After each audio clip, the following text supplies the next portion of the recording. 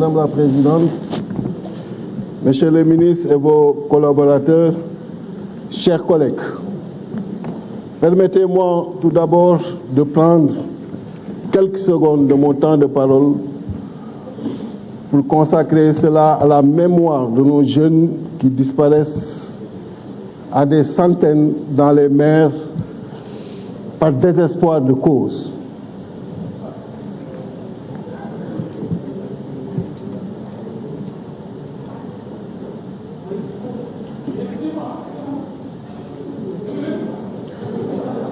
Merci beaucoup, Monsieur le ministre. Tollu nañu jamono ji nga xam ni les jeunes disent Barça Barsak. Loolu di tekki ni dem nañu ba jàpp ni Sénégal ni fi nekkee moo gën a sax metti li nga xam ni moom la ñuy fekki feneen. Et pourtant, vous avez une partie de la solution entre vos mains. Mais cela nécessite que la vision quitte Diamniadio pour rejoindre la vallée du fleuve Sénégal, pour rejoindre les terres de l'Anambé, pour rejoindre les 150 000 hectares qui peuvent être également utilisés. Je vais vous donner un exemple très simple. Les 10 dernières années, vous pouvez vérifier les chiffres, à part cette année, vous avez la facture céréalière qui est entre 200 et 300 milliards concernant les importations. Si on traduisait cela en chiffre d'affaires, les économistes savent ce que je dis, on peut réserver les 30 à 40% comme masse salariale, ce qui équivaudrait à 90 milliards.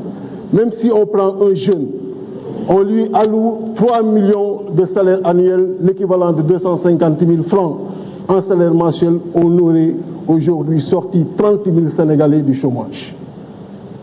Donc, on est en train de sortir des devises, d'enrichir d'autres, alors qu'on a la possibilité de l'utiliser à l'intérieur pour régler la question du chômage, mais pour également régler la question de la souveraineté alimentaire. Et cette facture est beaucoup plus élevée que le budget alloué à la jeunesse, beaucoup plus élevé que le budget alloué à l'élevage, beaucoup plus élevé que le budget alloué au développement industriel.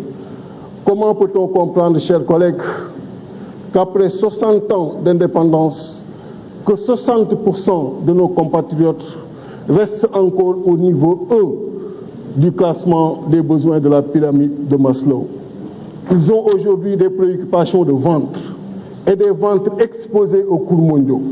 Parce que justement, les denrées de première nécessité ne viennent pas ici. Je parle du riz, on peut parler du blé, on peut parler également du maïs. Et rien n'est fait. On est encore dans une courbe qui maintient, et les données de la Banque mondiale sont là pour l'attester, le niveau de la contribution dans le PIB. Au niveau du secteur primaire, de 2010, on était à 16%, en 2019 à 15%, données Banque mondiale.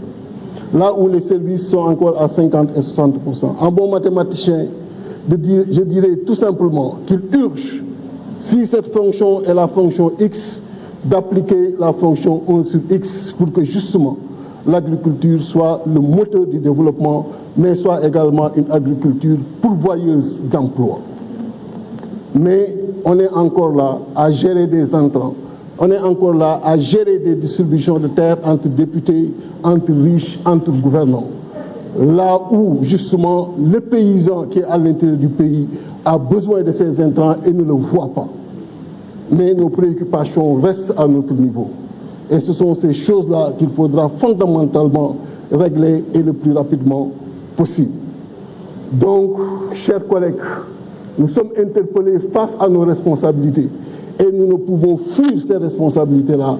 Et aujourd'hui, cette responsabilité-là, en premier, est entre les mains de nos gouvernements, entre les mains du président de la République, Macky Sall. Le chômage doit et impérativement doit être réglé par l'agriculture en grande partie. Vous en avez cette responsabilité-là. Donc, il faudrait que cette vision, je l'ai dit tout à l'heure, quitte Diamniadio et rejoigne la vallée du fleuve Sénégal, l'Anambé, pour que ces terres soient exploitées et nous détacher du manque de souveraineté qui nous a brutalement aujourd'hui mis devant nos faiblesses quand la Covid est arrivée, parce que le 3 avril 2020, quand les acteurs faisaient leur conférence de presse, on était juste à 3 mois de stop, ce qui est inacceptable.